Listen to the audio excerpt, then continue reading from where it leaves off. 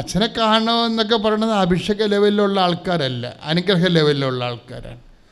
അഭിഷേക ലെവലിലുള്ള ആൾക്കാർ അമ്മയെ കാണത്തുള്ളൂ. അവരതാണ്, അത് വ്യത്യാസമുണ്ട് ശരിക്കും. അപ്പോഴേ അവർ വന്നിച്ചും പറഞ്ഞ് അമ്മേ കാല് കാണിച്ചിട്ട് പോയി, വേറെ പ്രശ്നമൊന്നുമില്ല, കാല് കാണിച്ചിട്ട് പോയി. ഒരു കൊല്ലത്തെ അനുഗ്രഹത്തിന് നന്ദിയും പറഞ്ഞ് കാല് കാണിച്ചിട്ട് പിന്നെ ട്രോളി ബാഗ് എടുത്ത് കാറിൽ കയറി ആൾ വീട്ടിൽ പോയി. മകളോട് പറഞ്ഞ് അമ്മയെ ഞാൻ കാല് കാണിച്ചിട്ടുണ്ട്, ഇനി ചികിത്സ വേണോ വേണ്ടോയെന്ന് അമ്മയാണ് നിശ്ചയിക്കേണ്ടതെന്ന് പറഞ്ഞ് ഇങ്ങനെ കാല് നോക്കിയപ്പോൾ ഈ സംഭവമില്ല അവിടെ. അപ്പോൾ ഇതിനാണ് ഈ അഭിഷേകം. ഞാൻ അഭിഷേകം എന്ന് പറയുമ്പോൾ നിങ്ങൾക്കത് എല്ലാവർക്കും മനസ്സിലാകത്തില്ല. അഭിഷേകം എന്ന് വെച്ചാൽ ഇതൊരു ബന്ധമാണ്. ആദ്യം ഒരു പേഴ്സണൽ ബന്ധത്തിലൂടെ ഉണ്ടാകുന്ന ആന്തരികമായിട്ടുള്ള സാന്നിധ്യ സംവേദനങ്ങൾക്കാണ് ഈ അഭിഷേകം എന്ന് പറയുന്നത്. സാന്നിധ്യം മാത്രമല്ല, ഈ ആന്തരിക സാന്നിധ്യത്തിൽ നിന്ന് സംവേദിപ്പിച്ചുകൊണ്ടിരിക്കും എന്താണ് സംഭവിക്കാൻ പോകുന്നത്. അങ്ങനെ സംവേദിക്കണമെങ്കിൽ പേഴ്സണൽ റിലേഷൻസ് വേണം. ആ റിലേഷൻസ് എന്ന് പറയുന്നത് ഇവരുടെ റിലേഷൻ ലെവല് ഭയങ്കര വേറെ ഒരു ലെവലാണ്. കാര്യം അവൾ തീയിൽ നിന്ന് കരിഞ്ഞ് ഇറങ്ങി വന്നിട്ട് അമ്മ ഒന്നേം തുടങ്ങി എല്ലാം റീസെറ്റ് ചെയ്തുകൊണ്ട് അമ്മ ആരാണെന്ന് അവൾക്ക് നല്ല ശരിക്കും അറിയാം. അപ്പം അതുകൊണ്ട് എന്നെ സംബന്ധിച്ച് കഴിഞ്ഞാൽ ഈ മകൾ അവളോട് ഒമാനിൽ വെച്ച് പറയും അമ്മ ഹോൾ ടിക്കറ്റ് കിട്ടിയെന്ന് പറയും. അപ്പം ഇവളുടെ പഠിത്തത്തിന് അത്രയ്ക്ക് മെച്ചമല്ല, ഇപ്പോഴേ ഇവളുടെ അമ്മ ഇവിടെ ഇല്ലല്ലോ താനും. ഇപ്പം മകളുടെ പ്ലസ് വണ്ണിൻ്റെ എന്തോ ഹോൾ ടിക്കറ്റാണ്, 10ാം ക്ലാസ്സിൽ ഹോൾ ടിക്കറ്റാണ്. പക്ഷേ എടുത്ത ശ്വാസത്തിൽ ഇവള് മകളോട് പറഞ്ഞത് എന്താ വെച്ച് കഴിഞ്ഞാൽ നീ അത് എന്നെ കാണിക്കണ്ട, ഞാൻ നിൻ്റെ അമ്മയല്ലെന്ന് പറയും. അതാണ് ആ ഡയലോഗിൻ്റെ വെട്ടിമുറിച്ചുള്ള പോക്ക് കണ്ടില്ലേ. നീ അതെന്നെ കാണിക്കണ്ട, ഞാൻ നിൻ്റെ അമ്മയല്ല, നിന്നെ ഞാൻ ഏൽപ്പിച്ചു പോകുന്ന ഒരാളുണ്ട്, അയാളാണ് നിൻ്റെ അമ്മ, അവരെ കാണിക്കാൻ പറയും. ഇതാണ് റിലേഷൻസിൻ്റെ പോക്ക്. ഇതിനാണ് അഭിഷേക നിലവാരം എന്ന് പറയുന്നത്. പ്രാർത്ഥിക്കുക, കർത്താവായ ദൈവമേ, വ്യക്തിപരമായ അമ്മ ബന്ധത്തിന്റെ അഭിഷേക തലത്തിലേക്ക് ഞങ്ങളെ നീ സ്വകാര്യമായി ഉയർത്തണമേ.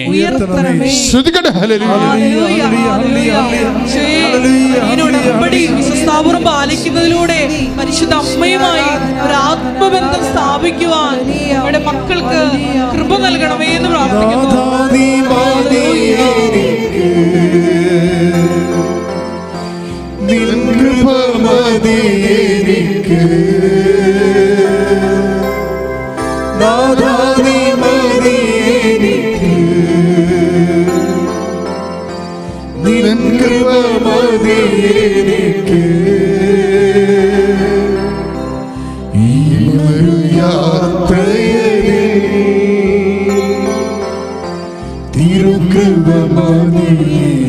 ശക്തിപ്പാട് സന്തോഷത്തോടെ ഈ ഒരു യാത്രയിൽ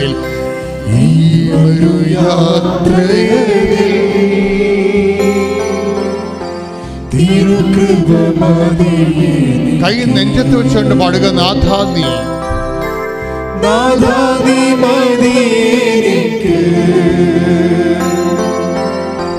നിൻ കൃപ മതി എനിക്ക്,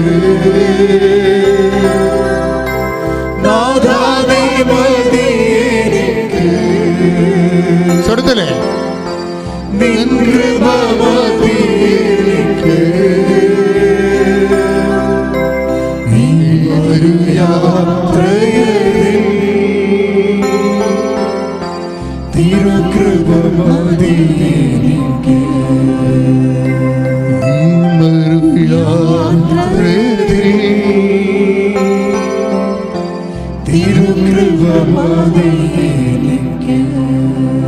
നമുക്കിത് ചുണ്ട് കൊണ്ടും പാടാൻ, ചങ്ക് കൊണ്ടും പാടാം. ദൈവത്തെ നീ സ്നേഹത്തോടെ അനുഭവിച്ച് കഴിയുമ്പോൾ നിൻ്റെ ചങ്കിങ്ങനെ പഠിക്കൊണ്ടും മതി. അപ്പം നമ്മൾ തന്നെ അറിയാതെ പാടും. എന്താ സംഭവിച്ചു കഴിഞ്ഞാൽ ഈ അഭിഷേകം കിട്ടിക്കഴിഞ്ഞാൽ ഇന്നത്തെ കുരിശുകൾ ഇന്നത്തെ കൃപയായി മാറും.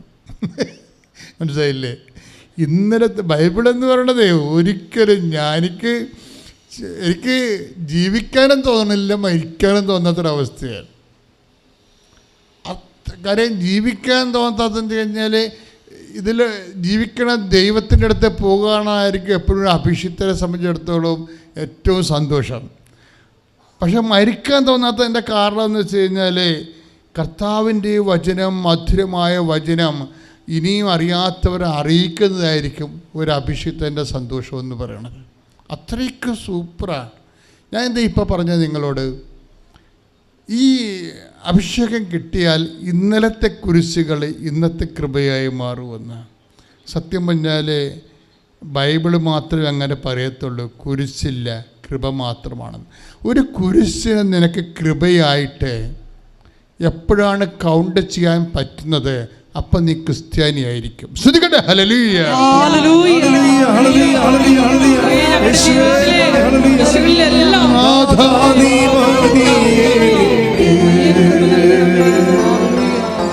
നിൻ കൃപ മതിയെനിക്ക്, നാഥാ നീ മതിയെനിക്ക്, നിൻ കൃപ മതിയെനിക്ക്, ഈ ഒരു യാത്രയെ തിരുകൃപ മതിയെനിക്ക്, ഒരു യാത്രയിൽ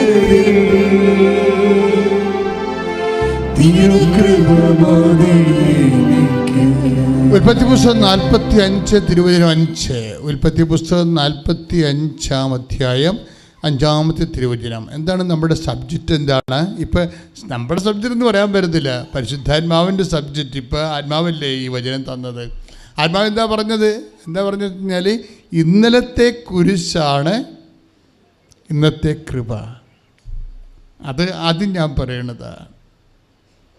ഇന്നലത്തെ കുരിശാണ്. ഇന്നലെ എന്ത് സംഭവിച്ചോ അത് ഇന്നലെയും ഇന്നും ഒക്കെ നമുക്ക് ചിലപ്പോൾ ദുഃഖകരമായ കാര്യമാകാം. പക്ഷേ ഒരു സ്വർഗാനുഭവത്തിൻ്റെ നമ്മൾ ഫോർമാറ്റ് ചേഞ്ച് ചെയ്യുമ്പോൾ എന്താ പറയണത്, അവിടുന്ന് അവരുടെ കണ്ണിൽ നിന്ന് കണ്ണീരെല്ലാം ഒപ്പിയെടുക്കും. എപ്പോഴാണ് കണ്ണുനീര് ഒപ്പിയെടുക്കപ്പെടുന്നത്?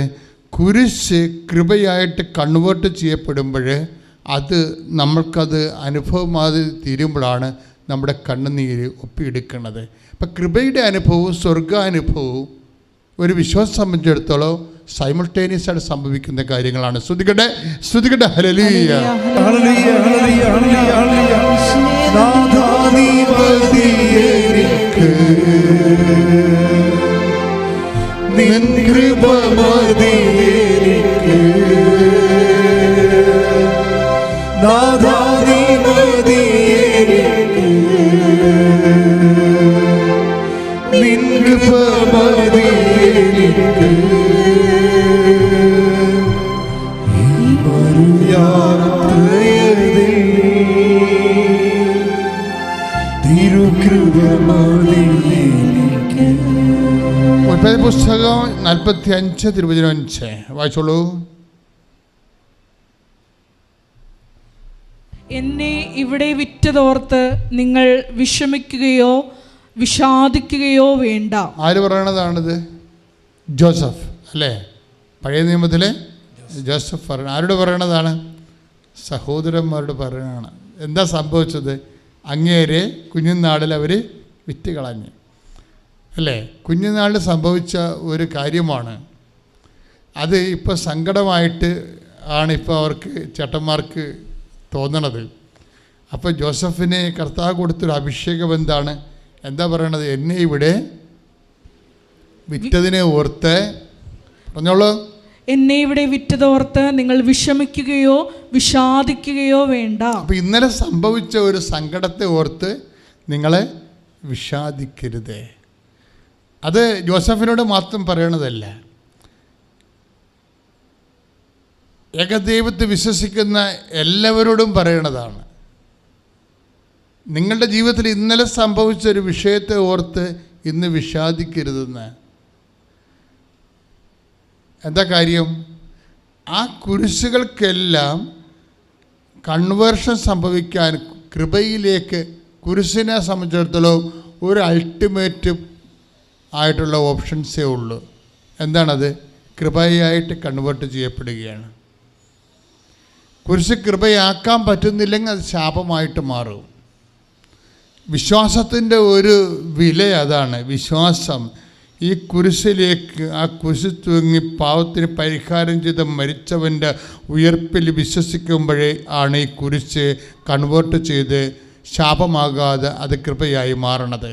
അതാണ് ക്രിസ്തുവിനെ സ്വീകരിക്കുമ്പോൾ ക്ലേശങ്ങൾക്ക് സംഭവിക്കുന്ന രൂപാന്തരീകരണങ്ങൾ. സ്തുതിക്കട്ടെ.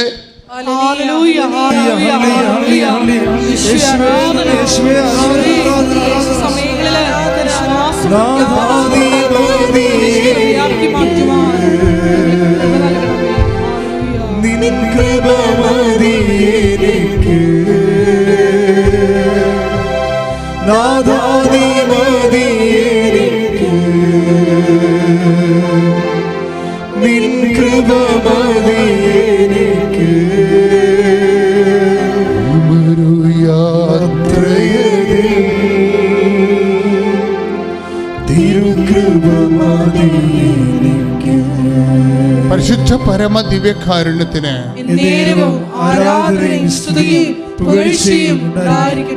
കുടല് പിരിഞ്ഞു പോണതുപോലെയും ചില ഞരമ്പുകൾ ആന്തരിക അവയവങ്ങളിലെ നിർജീവമായിട്ട് അതിൻ്റെ പ്രവർത്തനരഹിതമായിട്ട് ചുരുണ്ട് കിടക്കുന്ന സന്ദേശമുണ്ട്. ആ വ്യക്തികൾക്ക് വേണ്ടി പ്രാർത്ഥിച്ചുകൊണ്ടിരിക്കട്ടെ. കർത്താവ് ഈ നിമിഷം അവരെ സുഖപ്പെടുത്തും. ശ്രുതികട്ടെ, ശ്രുതികട്ടെ, ശ്രുതികട്ടെ. നല്ലവനായ ഉന്നതമായ നാമത്തിന് സ്വന്തം ചെയ്യുന്ന കർത്താവേ, അമ്മേ, പരിശുദ്ധമ്മേ, ദേവമാതാവേ, ഇപ്പോഴേ കർത്താവ് കുടലുകൾ ചുരുണ്ട് പോയിട്ടുള്ള വ്യക്തികൾ ഇവിടെ ഇരിക്കുന്നവരായാലും ഓൺലൈനായാലും കർത്താവിൻ്റെ ആണിപ്പെടുതാണ് വലതു കരത്താൻ സ്പർശിക്കണമേ. ഞരമ്പുകൾ കുരുങ്ങിപ്പോയവരെ, ഞരമ്പുകൾ കുരുങ്ങിപ്പോയവരെ, കെട്ടിവെച്ചവരെ, ഞരമ്പുകൾ ഞങ്ങിപ്പോയവരെ, അമർന്നു പോയവരെ, ജാമായി പോയവരെ കർത്താവിന്റെ നാമത്തിൽ സൗഖ്യം പ്രാപിക്കട്ടെ. ശ്രുതികട്ടെ, ശ്രുതികട്ടെ, ശ്രുതികട്ടെ, ശ്രുതികട്ടെ.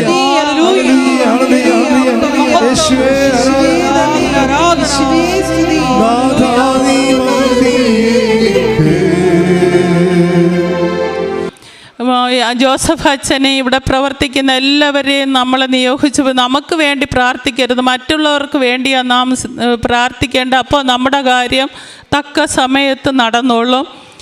ഇവിടെ ഇരിക്കുന്നവർക്ക് വേണ്ടിയും മോശ ഇസ്രായേൽ ജനത്തെ മിസ്രൈമിൽ നിന്ന് കടത്തി കനാൻ ദേശത്തെത്തിച്ചതുപോലെയാണ് ഇപ്പോൾ നമുക്ക് വേണ്ടി മാതാവ് യേശു ജോസഫ് അച്ഛനെ തന്നിരിക്കുന്നത്. നമ്മുടെ ഈ ലോക ജീവിതത്തിൽ നമ്മുടെ പ്രയാസങ്ങളെല്ലാം മാറ്റി ഈ ഉടമ്പടിയിൽ കർത്താവിനോട് പറ്റിച്ചേർന്ന് അമ്മയോട് പറ്റിച്ചേർന്ന് നിന്നുകൊണ്ട് സ്വർഗരാജ്യത്തിലെത്തുന്ന ഒരു നിയോഗമാണ് ഉടമ്പടി. അതിലുറച്ച് നിൽക്കണം. വചനമാണ് ജീവനുള്ളതാണ്. ആ ജീവനുള്ള വചനം സംസാരിക്കും, വഴി നടത്തും, സ്വപ്നത്തിൽ കാണിക്കും. ഒരു ദിവസം ഞാൻ ഇങ്ങനെ വചനം വായിച്ച് പ്രാർത്ഥിച്ചുകൊണ്ട് ഇങ്ങനെ മറ്റുള്ളവർക്ക്, ഞാൻ കൂടുതലും അക്രൈസ്തവരാർക്കുള്ളവർക്ക് പത്രം കൊടുക്കുന്നതും ഭക്ഷണം കൊടുക്കുന്നതും എല്ലാം, എൻ്റെ വിശുദ്ധ വസ്തുക്കളെല്ലാം ഞാൻ എല്ലാവർക്കും മേടിച്ച് കൊടുക്കും. ജപമാല മേടിച്ച് അവർക്ക് പറഞ്ഞു കൊടുക്കും, പേപ്പറിൽ എഴുതി കൊടുക്കും എന്നും പറയാൻ പറഞ്ഞ്. അങ്ങനെ അവരെ വിളിച്ച് ചോദിക്കും, നിങ്ങൾ പ്രാർത്ഥിക്കുന്നുണ്ടോ, പറയുന്നുണ്ടോ എന്നൊക്കെ. അങ്ങനെയൊക്കെ എല്ലാ ശുശ്രൂഷയും ചെയ്യുന്നുണ്ട്. കർത്താവിൻ്റെ വേല ജീവിതാന്ത്യം വരെയും ചെയ്യാനാണ് ഞാൻ ആഗ്രഹിക്കുന്നത്. ആത്മീയമായി എൻ്റെ കർത്താവിന് കൂടെ പറ്റിച്ചേർന്ന് വളരാൻ എന്നെ ഈ ഉടമ്പടിയിലൂടെ എന്നെ സഹായിച്ചു. ഏത് കാര്യം ചോദിച്ചാലും അമ്മ മാതാവ് യേശുപ്പനെ നടത്തിത്തരും. ഏത് നടക്കാത്ത കാര്യമായിരുന്നാലും നമ്മൾ ആത്മാർത്ഥതയോടെ പറ്റിച്ചേർന്ന് കർത്താവിൻ്റെ കുരിശിൻ്റെ ചൂട്ടിലിരുന്നു കൊണ്ട് അപ്പാന്ന് വിളിച്ച് ചോദിച്ചാൽ അത് നടത്തിത്തരും. ഞാൻ അങ്ങനെ നീറി കല്യാണത്തിൻ്റെ അവസരമായപ്പോൾ കുഞ്ഞിന് 5 പവൻ്റെ സ്വർണം കുറവായി വന്നു, പൈസ കുറവായി വന്നു. ഞാൻ എങ്ങും പോയില്ല. ചോദിച്ചവരെല്ലാം നിനക്ക് ജോലി ഉണ്ടായിട്ടും നിനക്ക് കാശില്ലേ എന്നൊക്കെ ചോദിച്ച് കളിയാക്കി. ഞാൻ അപ്പോൾ കുരിശിൻ്റെ ചൂട്ടിൽ നോക്കി. അന്ന് ഈ യേശുപ്പയുടെ ഈ കുരിശാണ് ഞാൻ കാണുന്നത്. അപ്പോൾ ഇങ്ങനെ മരിച്ചു കിടക്കുന്നതായിട്ട് യേശപ്പ ഞാൻ എൻ്റെ യേശപ്പാന്ന് വിളിച്ചു. അപ്പോൾ കണ്ണ് തുറന്നു. രണ്ടാമത് എൻ്റെ അപ്പാന്ന് ഞാൻ വിളിച്ചു. പിന്നെ അങ്ങ് കണ്ണ് തുറന്നു, എന്നെ അനുഗ്രഹിച്ചു. അതുപോലെ ഒരു ദിവസം ഞാൻ എൻ്റെ ഈ കൃപാസന മാതാവിനെ കണ്ടു. ഞാനിങ്ങനെ മറ്റുള്ളവർക്ക് വേണ്ടി അവരെ വിഷയം പറയുമ്പോൾ ഞാൻ എൻ്റെ വിഷയമാക്കി ഒന്നും പ്രാർത്ഥിക്കത്തില്ല. അതെല്ലാം തക്ക സമയത്ത് നടക്കും. അവർക്ക് വേണ്ടി പ്രാർത്ഥിക്കും. അപ്പോൾ അവർക്ക് വേണ്ടി ഒരു വ്യക്തിക്ക് വേണ്ടി ഇങ്ങനെ പ്രാർത്ഥിച്ചുകൊണ്ടിരിക്കുക. അന്ന് രാത്രിയിൽ എൻ്റെ കഴുത്തിൽ ഒരാൾ വന്നിങ്ങനെ ഞെക്കി. ഒരു കറുത്ത രൂപമുള്ള ഒരാൾ, മെലിഞ്ഞ ഒരാൾ. ഞാൻ എൻ്റെ കൃപാസന മാതാവേ എന്ന് വിളിച്ചു. അപ്പം എൻ്റെ ഈ കൃപാസന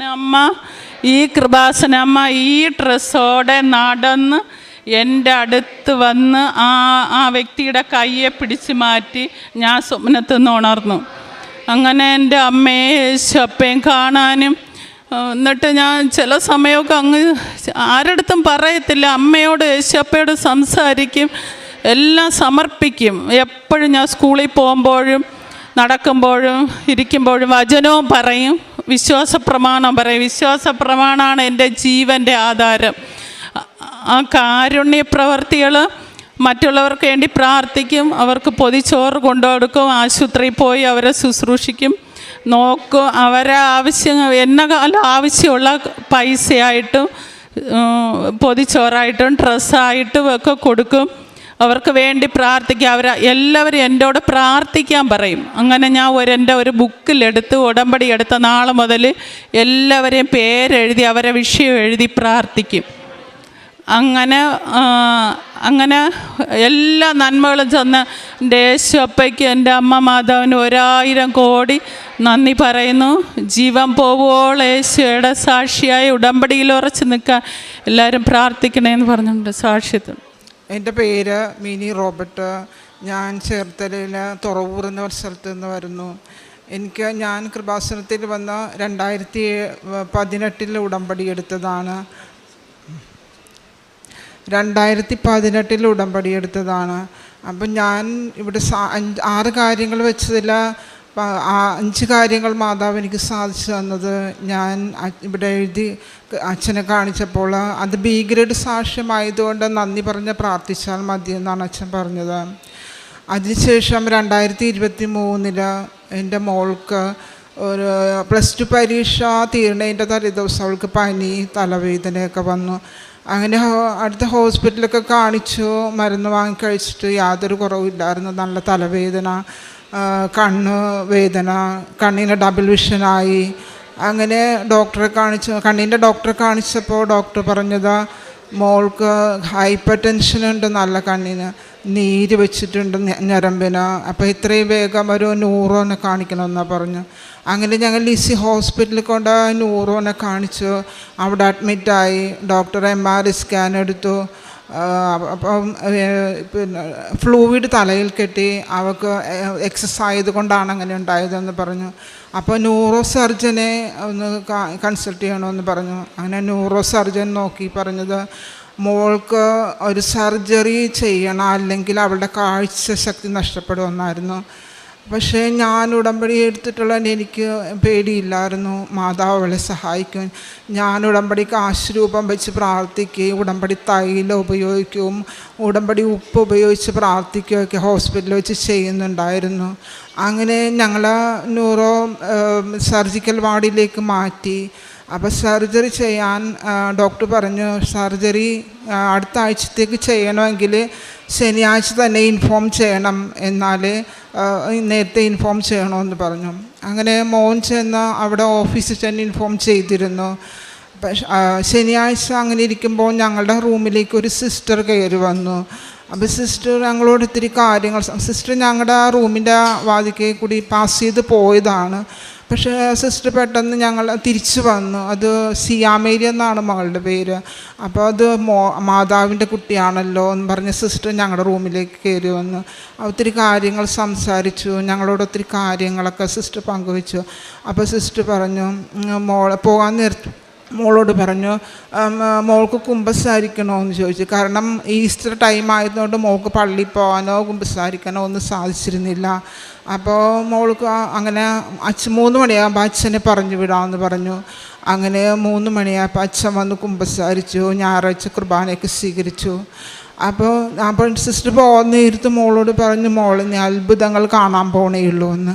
അപ്പോൾ തിങ്കളാഴ്ച ഡോക്ടർ വന്ന് നിങ്ങൾ ഈ സർജറിയുടെ കാര്യം ഇൻഫോം ചെയ്തിട്ടില്ലേ, എന്ത് തീരുമാനിച്ചെന്ന് ചോദിച്ചു. അപ്പോൾ ഞങ്ങൾ പറഞ്ഞു എന്തായാലും ഞാൻ ഇൻഫോം ചെയ്തിട്ടുണ്ട്, അപ്പോൾ എനിക്ക് ഇൻഫർമേഷൻ കിട്ടിയിട്ടില്ല. അപ്പോൾ അതുകൊണ്ടൊരു കാര്യം ചെയ്യും, ഇന്ന് ഞാൻ ഡിസ്ചാർജ് ചെയ്യാം, നിങ്ങൾ വീട്ടിൽ ചെന്ന് തീരുമാനിച്ചിട്ട് വന്നാൽ മതിയെന്ന് പറഞ്ഞു. പക്ഷേ ഡോക്ടർ അപ്പോഴും പറയുന്നുണ്ട്, ഞങ്ങളുടെ സമ്മറിയിൽ ഞങ്ങളുടെ റിസ്കിൽ പോകുന്നതായിട്ടാണ് ഡോക്ടർ എഴുതിയതും. അപ്പോഴും ഡോക്ടർ പറയേണ്ടത് കാഴ്ചശക്തി പോകാം, എന്തെങ്കിലും അസ്വസ്ഥത തോന്നി അപ്പോൾ ഹോസ്പിറ്റലിലേക്ക് വന്നേക്കണമെന്ന്. അങ്ങനെ ഞങ്ങൾ പോന്നു. വീട്ടിലെത്തി. മോൾക്ക് ഡബിൾ വിഷം മാറിയിട്ടില്ല അപ്പോഴും. അപ്പോൾ ഞാൻ പിറ്റേ ദിവസം വന്നേ കൃപാസനത്തിൽ ഉടമ്പടി പുതുക്കി. പിറ്റേ ദിവസമായിരിക്കും മോളുടെ ഡബിൾ വിഷം മാറി. അപ്പം ഞങ്ങൾ ഇനി വേറൊരു ഡോക്ടറെ കൂടി കൺസൾട്ട് ചെയ്തിട്ട് ഡോക്ടറെ കണ്ടാൽ മതി, സർജറിക്ക് പോയാൽ മതി എന്ന് തീരുമാനിച്ചു. അങ്ങനെ ഞങ്ങൾ ഹോസ്പിറ്റലിൽ വേറൊരു മെഡിക്കൽ ട്രസ്റ്റിൽ ചെന്ന് ന്യൂറോനെ കൺസൾട്ട് ചെയ്തു. അപ്പോൾ ഡോക്ടർ നോക്കിയിട്ട് പറഞ്ഞു, ഇപ്പോൾ മോക്കൊരു കുഴപ്പവുമില്ല, അവൾക്കൊരു സർജറിയുടെ ആവശ്യമേ ഇല്ലെന്ന് പറഞ്ഞു. അങ്ങനെ കഴിക്കണ മരുന്നിന് 2 ആഴ്ച കൂടി കണ്ടിന്യൂ ചെയ്യുമെന്ന് പറഞ്ഞു. അങ്ങനെ ഞങ്ങൾ ആ മരുന്ന് കഴിഞ്ഞ് 2 ആഴ്ച കഴിഞ്ഞപ്പോൾ അവൾ ഒന്നുകൂടി ആ മാപ്പിലോടുമെന്ന് ടെസ്റ്റ് ചെയ്ത് നോക്കാം, അതുണ്ടെങ്കിൽ ഓപ്പറേഷൻ സർജറി മതിയെന്ന്. അത് ചെയ്തപ്പോൾ അവൾക്ക് യാതൊരു കുഴപ്പവുമില്ല. 1 ആഴ്ച കൂടി മരുന്ന് കഴിച്ചിട്ട് നിർത്തിക്കോളാൻ ഡോക്ടർ പറഞ്ഞു. അങ്ങനെ അത് അവൾക്ക് ഇതുവരെ യാതൊരു കുഴപ്പവുമില്ല, അവൾ പൂർണ്ണ സുഖം പ്രാപിച്ചു. അതിന് ഒത്തിരി നന്ദി പറയുന്നു. അതുകൂടാതെ എൻ്റെ മോന് ഒരു അപ്രതീക്ഷിതമായിട്ട് മോൻ ആഗ്രഹിച്ചിരുന്നതല്ല വിദേശത്തേക്ക് പോകണമെന്ന്. സൗദി അറേബ്യയിലെ ഞങ്ങളുടെ ഹസ്ബൻഡിൻ്റെ സഹോദരൻ പെട്ടെന്ന് വിളിച്ച് പറയുകയാണ് മോൻ്റെ ബയോഡേറ്റയൊക്കെ അയച്ചു കൊടുക്കണമെന്ന്.